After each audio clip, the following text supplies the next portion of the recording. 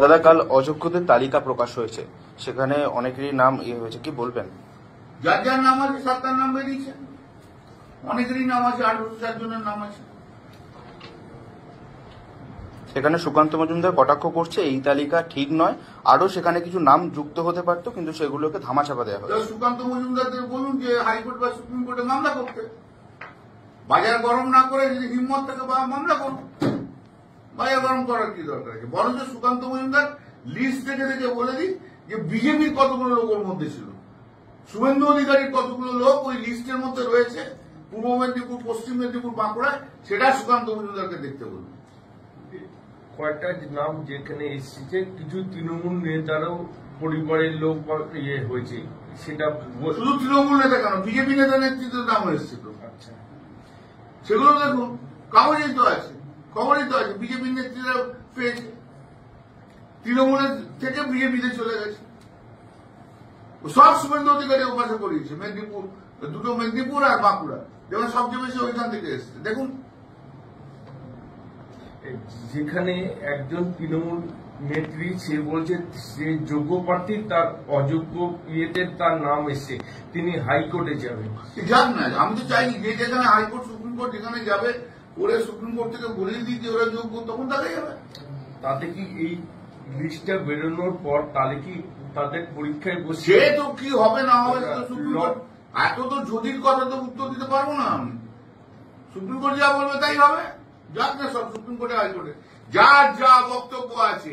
রাজনৈতিক কথা বলে বাজার ফাটিয়ে লাভ নেই ভাই।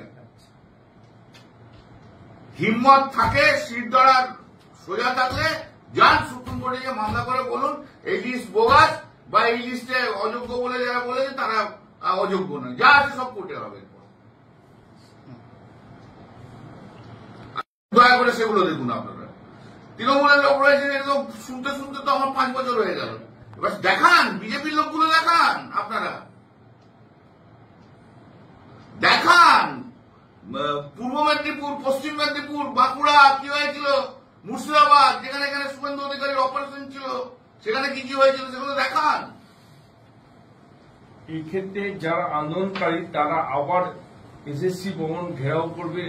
এদের ঘেরাও বন্ধ তো আমরা কোনোদিন করতে পারবো না, গণতান্ত্রিক অধিকার আছে। এখনো যদি হুঁশ না আসে, আমার তো কিছু করার নেই।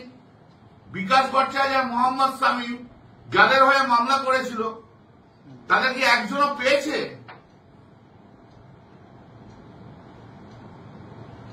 তাদের কি একজনও পেয়েছে? কাদের জন্য মামলা করতে গেল? তাদের চাকরি দেওয়ার জন্য মামলা করতে যায়নি, অন্য লোকের চাকরি খাওয়ার জন্য মামলা করতে গেছে। আর ওদেরকে বলে যে তোমাদের চাকরি করে দেবো। আর অভিজিৎ গঙ্গোপাধ্যায় যতদিন জজ ছিল না, ওই বিকাশদার একটা দুটো জুনিয়র, তারা যে পরিমাণে টাকা তুলেছে সে ভাবতে পারবেন না, তার এনকোয়ারি হওয়া উচিত। হাইকোর্টের পাশে প্যান্ডেল করে সমস্ত মামলা করিয়েছে। আপনারা যাদেরকে হিরো বলেন, বিকাশের কথা আমি বলছি না, বিকাশের জুনিয়র, বাপ রে বাপ, তার তো কয়েক বছর তো এই পাওয়া যাচ্ছিল না। এখন অভিজিৎ নেই, ও নেই। বিজেপি অভিজিৎ গঙ্গোপাধ্যায় যেটা বলছেন যে একটা মানালির মামলা করবে, তিনি নাকি বিজেপি হয়ে কাজ করেছেন, এটা আপনি বলেছেন বকলমে, সেই জন্য তিনি মানহানির একটা মামলা। যা করবে করুক, যা পলিটিক্যাল স্কোর পলিটিক্যালে দেখব।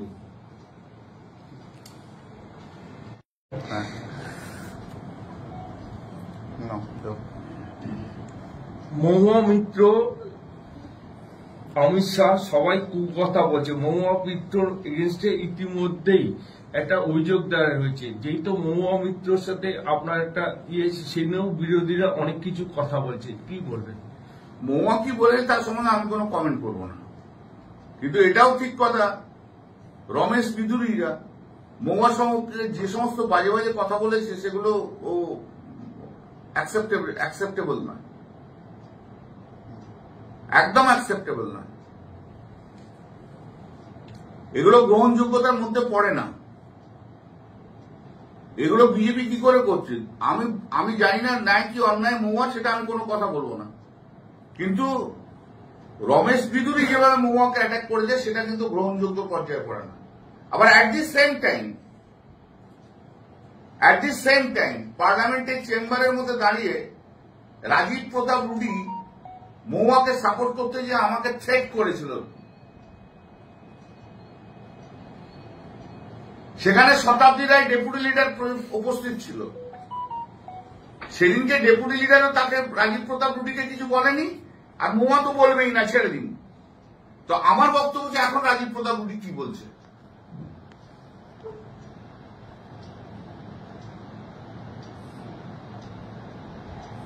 আমাকে যখন অ্যাটাক করা হচ্ছে তখন কিন্তু মহিলা মহল, আমাদের তৃণমূলের মহিলা মহল কিন্তু সব চুপ করে বসে থাকে।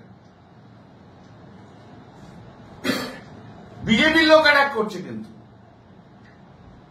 তখন মহিলা এমপিরা চুপ করে বসে থাকে, কিন্তু তখন দলের যে একজন এমপিকে সাপোর্ট করে না।